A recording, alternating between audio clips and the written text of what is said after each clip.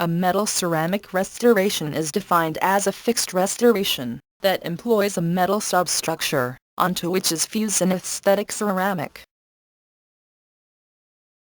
Fabrication of the metal ceramic crown is accomplished by casting a metal substructure that has been designed in wax on the working die. The wax is customized for occlusion, proximal contact, and to correct for variations in preparation design that occur through over-reduction. It is important to recall that overextension of the fragile porcelain material into unsupported areas will likely result in porcelain fracture. Porcelain is baked onto the metallic surface at high temperature to the shape and color specified by the dentist. The porcelain may be designed to cover all or only some of the cast metal, as prescribed by the dentist using a laboratory work authorization. This lecture will describe the interior metal ceramic wax pattern. Difficulties usually arise due to common errors in tooth preparation. Some of these common errors are listed. Although fortunately correctable, errors in preparation require extra patient appointments, and cause unnecessary trauma to the tooth and soft tissue. This example illustrates failure to adequately reduce the labial surface of the tooth. Insufficient reduction has two outcomes. Either the metal and opaque will show through, or the crown will be overly bulky. The diagram demonstrates the contour of the facial surface both with adequate and insufficient reduction. The illustration shows a correctly prepared facial surface. When looking at tooth from the side, notice that the outline maintains the same original contour. Compare the outline to the adjacent tooth. The blue inlay wax represents the metal substructure of the crown. Tooth-colored wax represents porcelain.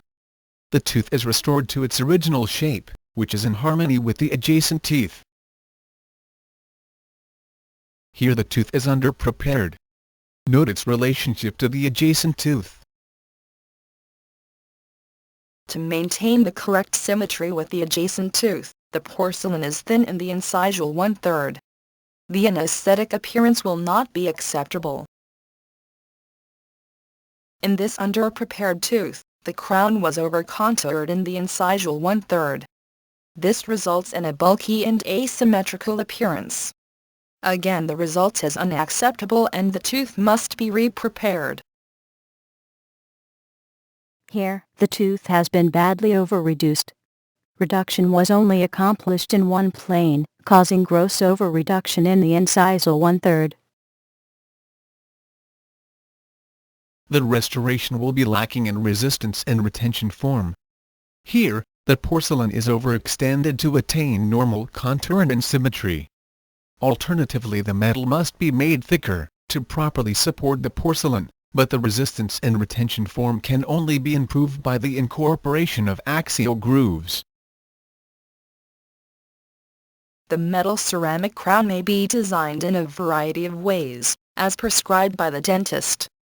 This example will describe a wax pattern which will result in a crown that allows for occlusal contact in metal, distal proximal contact in metal, aesthetic facial porcelain, and a mesial contact in porcelain. It is important to maintain a minimum thickness of wax in areas to be cut back. Proximal and occlusal contacts are developed, so that these contacts do not lie on the external porcelain metal finishing line. A companion video demonstration of the waxing technique is available. A correctly trimmed die is lubricated with die lube. The tooth is waxed to full contour and occlusion. Lateral guidance is restored, as appropriate.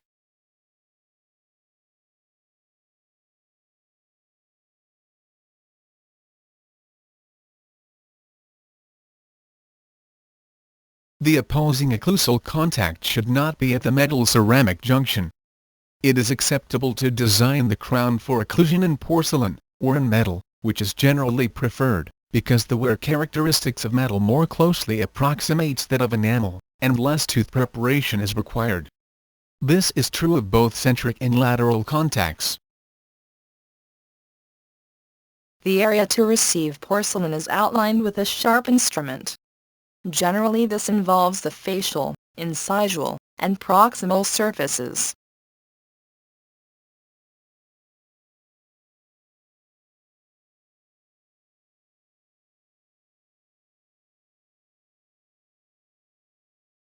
Reduction of the distal one-half of the wax allows one to evaluate the amount of wax removed. Note that the distal proximal contact will be metal. No wax is removed on the distal.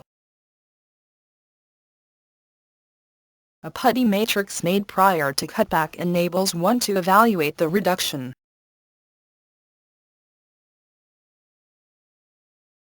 Here, the lingual will have opposing contact in metal. Note how the lingual wax is removed in the incisal 1/3 to provide an aesthetic incisal edge.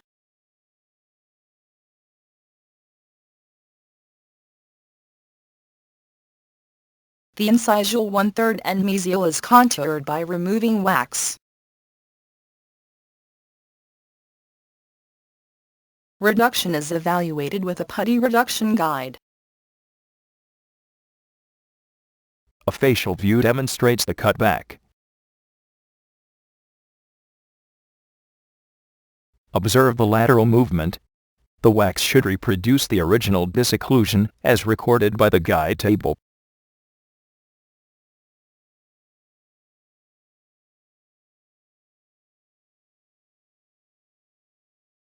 Designs of various restoration surfaces are shown. Which design maximizes the aesthetic effect, while also providing for the most compatible occlusal surface.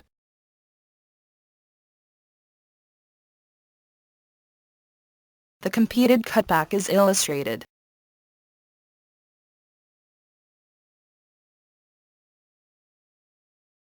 The metal must not be made too thin. Some small preparations may be repaired, but do nothing to inspire confidence.